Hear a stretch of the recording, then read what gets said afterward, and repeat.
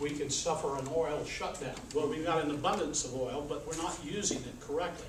We can take that 25% tariff and have that money come back to the states. And I'm a strong believer in states' rights. Have that money come back to the states and find a mechanism to plow it back into the price for gasoline or rebate to American citizens. So I've shared this idea with just a couple of my close associates, but I want to throw this out to you and welcome your input. And if you would like to become part of that study group, I'm not forming a commission in Washington because this is where it's at. So if there's a problem, if there's a flaw, and we can find a way to make it better, then we need to do that. But we don't need to be exporting our oil to other countries and our gasoline. And of course there are refinery issues while we're paying such high prices and their economies are booming at our expense. Hillary Clinton, in the first year of her husband's presidency, and I heard her say this, she said, we must lower our expectations in the standard of our living. It's going to cause some pain and hardship, as if she's known what pain and hardship is. But the rest of the world then has to come up, and so we have an equilibrium. Well, in the first year of her husband's office, his presidency, we were doing great. So those words didn't have the impact that it has now. Larry McDonald's words in 1983 didn't have the impact, and Pat Buchanan alluded, Larry, aren't you being a little bit of a conspiracy theorist when you're talking about a global effort to bring the United States under the UN along with the other nations? And Larry McDonald answered him forthrightly. He said, no. He said, it's a fact, it's happened. And 4 months later, he was dead. So anyway, there are lots of issues to talk about. I'm for the repeal of the 17th Amendment. That is very important. Woodrow Wilson, that great progressive liberal, had the 17th Amendment passed. I can't believe the states gave up their right to select their senators. But by doing that, we had diminished federalism. We practically eliminated federalism. So we sent the senators up there, and one little group is what they wanted, to be influenced by the lobbyists and by other forces. But if we take that, if we repeal the 17th Amendment, then our state legislatures will choose our senators because the House represents the people. The Senate represents the states, or is supposed to, as designed by the founders, and they're more brilliant than anybody I know today in politics. So we need to return to that because we've seen what had happened when the states don't have their interests represented.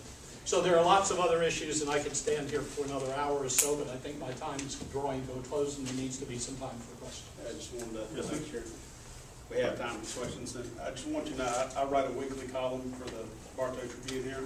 I just want you to know that I emailed that column before midnight last night, so I wasn't plagiarizing, because that's exactly what I wrote about federalism, the 17th Amendment, and I didn't get your column. That's right.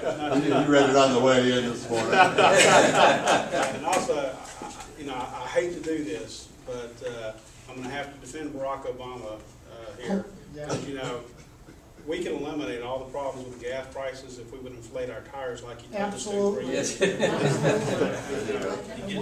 would eliminate the need for anymore. Yeah, right. We need more There you go. Tom, that's what we said this. Question. When you were talking about on the energy, which sounds really, I'd have to research and all that. Sounds. We all have to research it more. Right. Well, there's another issue though that we've just found a bonanza of natural gas from New York, Pennsylvania, the Bartlett Shale in Texas, the Haynesville Shale in Louisiana, and they think that thing goes all the way across. And there's such an abundance, even the coal-fired plants are doing less because of the combined cycle units going. And we're also starting to export a lot of the natural gas to like China and all that. So if you put that tariff and all that, it seems like that might not be a good thing. But now I have to research on the oil, but what would you think on that issue? Because one, we have an abundance that we are putting in, and in fact, they're kind of holding back on a lot because we have so much right now. No, and there's a lot of truth in that. But there's an abundance because we're not using as much. They have the demand. Just in 1992, China had no manufacturing. They do now. It's our manufacturing, and when we send the company over there, then they own all the intellectual property, and they also own 51% of that company. We are getting some industries back from overseas now because of the low natural gas prices. Not enough. Well, not We enough need, yet. we need to have a program, not just hit or miss, a program to bring them back. And if we have lower energy costs here, we're not going to have to worry about our families trying. The farmers have to pay an increased fuel price. And we don't know what's going to happen if they shut down the Strait of Hormuz and what that's going to do. We need to look after America first. It's time for us to do that. Yes, sir. How should I put this? I want to clarify the question I was asking earlier. You heard what I was getting at. One, one little sidebar. We don't need to repeal a number of amendments. We need to repudiate them because they were never lawfully ratified in the first place. The legal recognition that they were not lawfully ratified takes all the crap that's happened as a result of the fraud and throws it in the dumpster where it belongs. What I was talking about with reinstating accountability is we need to have grand juries that know their authority, and if the district attorney gets in their way, they can indict the district attorney for obstruction of justice. If the judges throw out cases that shouldn't have been thrown out, they can indict the judges. We need to have grand juries that know what they're doing. We need to have grand juries that know their authority, and we need to reinstate the lawful militia to reinforce it. So what I'm asking is, would you be for restoration in terms of throwing out things that the government has done fraudulently? Would you rather see a restoration than mere reformation of fixing things by saying, well, let's repeal this when it should have been repudiated? Can we get a more fundamental level of recognizing what's gone wrong with this country? Absolutely. You know, when there have been misdeeds, you know, we need to go back and look at those misdeeds and correct them.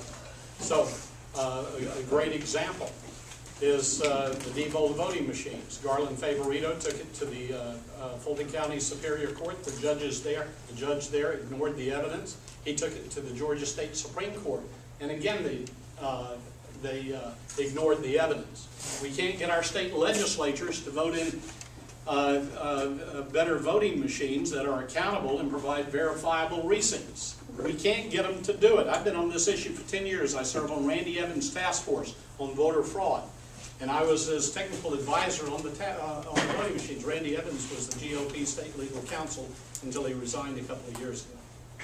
But we're still working this issue. I had a meeting with Brian Kemp three weeks ago. But the bubble machines, the Scantron machines, they cost less to pay back state years, and you get a verifiable voting machines, and the voting machines tabulators can be changed at the central collection statement. They have no security. That's another presentation.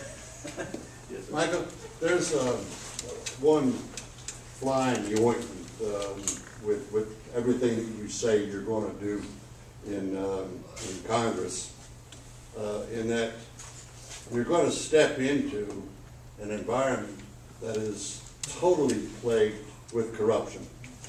It's corruption throughout Congress, it's corruption throughout the executive branch, and now we're seeing that the corruption spreads on over into the judicial branch of government.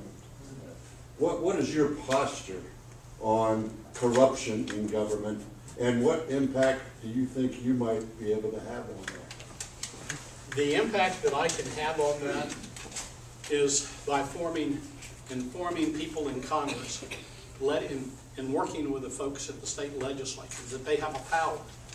Now there's corruption all over, but they have a power, and if they want to save this country and they want to do the right thing, it's not me by myself with a singular voice, but my voice added to a lot of other voices. And again, I'm not going to wait for somebody to put the group together. I will go out and do that. I have my master's in psychology with emphasis in organization development. I create high-performance teams. I know how to do that, and I will, and my voice will be up there in Washington. And the Republican Party may not like what I'm saying, but when you hear me on TV, you're not going to have to yell at the TV to get me to say the right things.